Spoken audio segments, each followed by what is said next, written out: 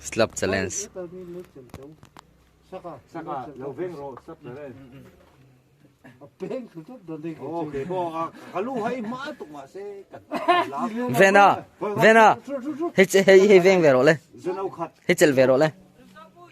Dân khát nó mấy siro ít lao bang. One. Time. Good time. Nine.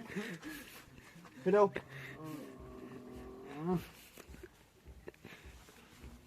Ít time.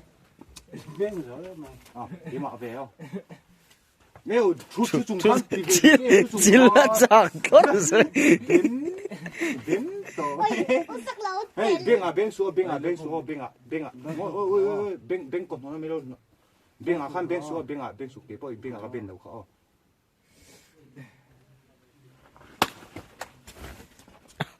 Cái hết rồi đâu. Cái bên về thì sẽ về này. Ít rồi. Cái bên về thì sẽ làm chắc hòn. Thì sao em? Một